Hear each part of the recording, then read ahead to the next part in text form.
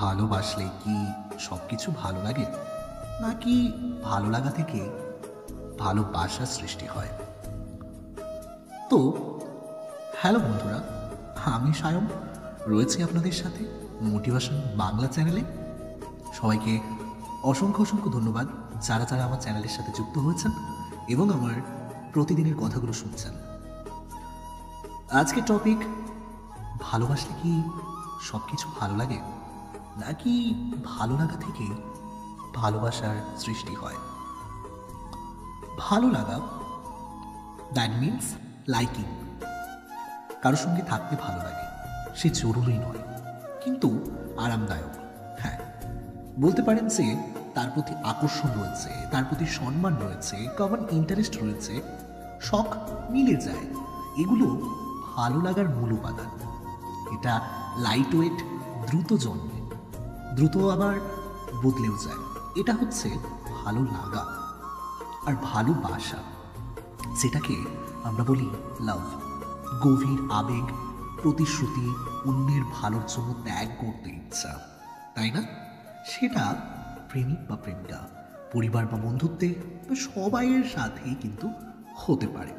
ভালোবাসার সময়ের গড়ে ওঠে, সে সম্পর্কে ধরে রাখার ইচ্ছা বেশি থাকে।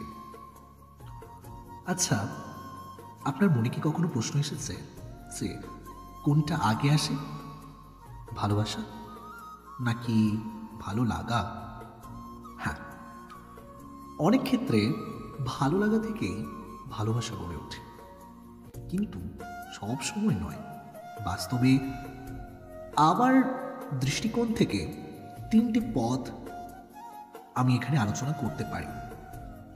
দেখুন, ভালো লাগা থেকে ভালোবাসা সেটা কেমন? ধরুন, সম্পর্কের শুরুতে বন্ধুত্ব, তারপর সম্মান, তারপর আকর্ষণ, তারপর ধীরে ধীরে বিশ্বাস, অবিচলতা ও গভীর আবেগ তৈরি করে। অনেক সফল দাম্পত্য এই পথে আসে। তৎক্ষণাৎ প্রেম, নাম্বার 2 হচ্ছে তৎক্ষণাৎ প্রেম, যেটাকে বলা হয় ইনফ্যাচুয়েশন। এখান থেকে জিনিসটা কি?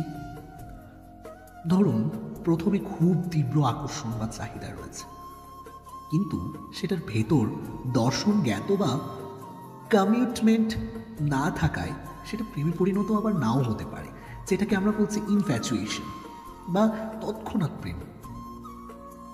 এরপর আমার 3 নম্বর আলোচনা করব যে প্রতিরোধবিহীন বা দায়িত্ব থেকে ভালোবাসা। হ্যাঁ, কোনো সময় দেখা যায় যে মানুষ কেবল দায়িত্ব, সহযোগিতা, সন্তানের জন্য বা দীর্ঘ সময়ের সহচরিতার ফলে ভালোবাসা অনুভব করে। শুরুতে ভালো লাগা না থাকলেও পরে তা কিন্তু আসে। অ্যাকচুয়ালি যদি আমরা আমাদের ফিজিক্যালি উদাহরণ থেকে দেখি, তাহলে বলবো যে হ্যাঁ, এটা একটা রসায়ন। ডোপামিন, নরএপিনেফ্রিন আকর্ষণের ঝাঁকুনি দেয়, অ্যান্ড অক্সিটোসিন আর ভেসোপ্রেসিন জোরদার অনুভবকে বাড়ায়, ট্রাস্ট, অ্যাটাচমেন্ট, এই কিছু। কিন্তু রসায়নে সব কিছুর উত্তর নয়। জটিলতা, আচার ব্যবহার, সম্মান আর সময়ও কিন্তু দরকার পড়ে। কেন? কেউ কি সব কিছুকে ভালোবাসতে পারে না? আপনার মনে কি কখনো এই উত্তরটি এসেছে? তাহলে শুনুন, মানুষ হচ্ছে জটিল। আমরা সবই ছায়াছবি হিসেবে দেখি না। কেউ তোমার আচরণ, মানসিকতা, জীবন দৃষ্টি, মূল্যবোধে খাপ নাও খেতে পারে। ভালোবাসা মানে সব কিছুকে মেনে নেওয়া নয়। অনেক ক্ষেত্রে ভালোবাসার ভেতরেই সীমা এবং টেকনোলজির চ্যালেঞ্জ থাকে। পছন্দ, সীমাবদ্ধতা থাকা একটা নর্মাল ব্যাপার।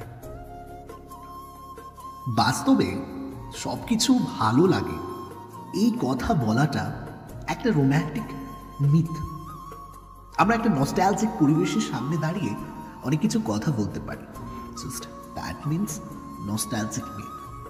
সেটা অবাস্তব যখন ব্যক্তি আচরণ, জীবনের দৃশ্য পরিবর্তন করে বা নৈতিকভাবে অসঙ্গত হয়, তখন এই ধরনের সিচুয়েশন দেখতে পায়। শেষ কথায় সংক্ষিপ্তভাবে একটাই কথা বলতে চাই, সাধারণত ভালো লাগা থেকেই ভালোবাসা গড়ে ওঠে, কিন্তু এক্সেপশনস রয়েছে। সবচেয়ে বাস্তব দিক, নিজেকে সময় দিন, আচরণ দেখুন এবং নিজের অনুভূতিকে আরও সত্য করুন। থ্যাংক ইউ সো মাচ এতক্ষণ থাকার জন্য। আমি সায়ন, দেখতে থাকুন মোটিভেশন বাংলা চ্যানেলটি। থ্যাংক ইউ, আবার দেখা হচ্ছে নেক্সট ভিডিওতে।